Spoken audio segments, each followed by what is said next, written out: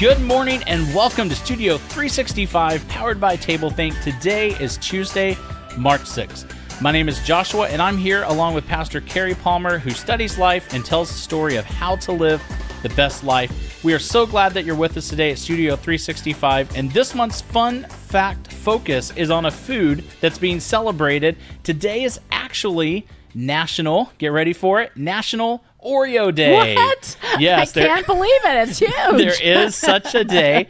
The cookie was actually first produced in 1912 by Nabisco. We hear that name a lot, which is the National Biscuit Company. That's the part I guess I didn't know. That? Yeah. Oh, gosh. And the name Oreo was trademarked that year as well. So I hope that you will celebrate Oreos.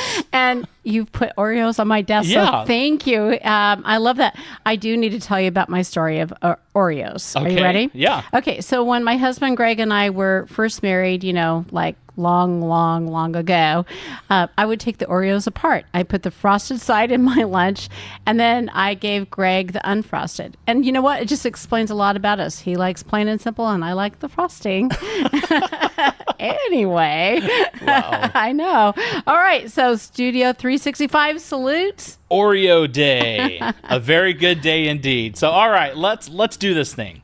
Okay, so here's the basics. Start is the word for March.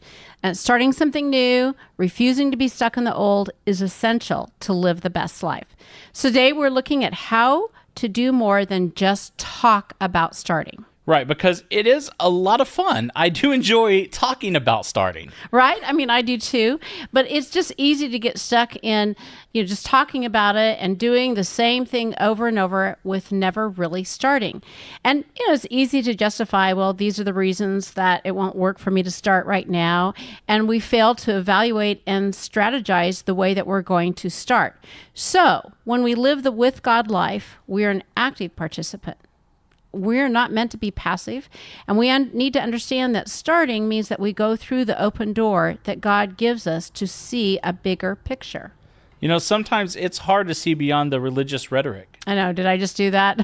I think it might have been a little bit. And I agree. I mean, it's hard to live in those kind of constraints, but here's about the truth to come up for you. Here you are. There's a book called Joshua. I like that. I thought you would. It's a good name. About a man named Joshua. Mm-hmm. I think this book's written for you. It might be, yeah. Maybe you should just memorize it and then come back and give us a reciting. Anyway, Joshua took over leadership from Moses. We've been mentioning that, who was really a big deal kind of leader. And Moses had led the people out of slavery through the Red Sea to the edge of the land that God had promised for them.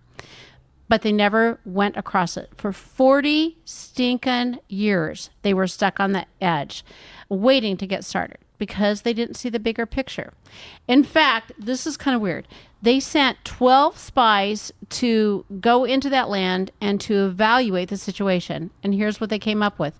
10 out of 12 spies said to stay put. I think that's a stat. Yes. And so they did. They were eventually stuck for those 40 stinking years. Joshua, you've not even lived for 40 years. Yeah, so I guess from my perspective, 40 years is bigger than life. Yeah, in your perspective. Yeah. That's true.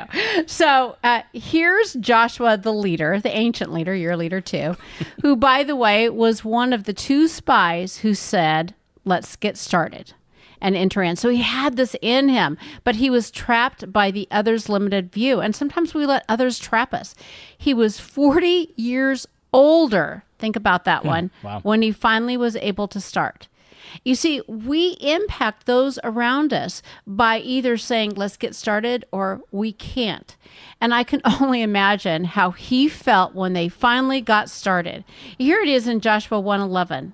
Yeah, it says, go through the camp and tell the people, get your provisions ready. 3 days from now, you will cross the Jordan here to go in and take possession of the land the Lord your God has given you for your own.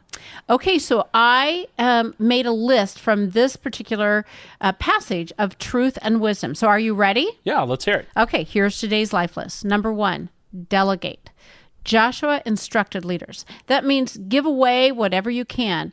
It's easy to think we need to do it all, and we burn out before we actually get started. Number 2, Make a task list. Get your provisions ready, as Joshua did. Evaluate what is needed to enter into your new project. Number 3, set your due date. Joshua said it was 3 days. Most people need a date to get it done because why? We will procrastinate until we get there, right? Never heard of that. No, sure. Yeah. Okay, number 4. He uses the words, what will occur? You will across the Jordan River. See, that's success when we say will. I will do this. And we need to have that word in our action plan because number 5, we need to finally take action. We need to enter in. And here's the life learned message from these 5 points of the life list today. You will receive what God promised when you start. And I'm telling you, Joshua, this works. I've used it for many of my starts. Yeah, I love it. I think that is a great list, and that's something that we can all apply to help us quit maybe talking so much and actually start doing some of these things. I agree. So let's start the day and take action. I'll talk to you, Joshua, and our friends tomorrow in Studio 365. Yes, thank you guys so much for joining us for this episode of Studio 365. And make sure to go to our website, studio365daily.com. You know, you can subscribe to us on iTunes, and you can get this by email or social media. So make sure to tell a friend, make sure to subscribe, and we will see you tomorrow.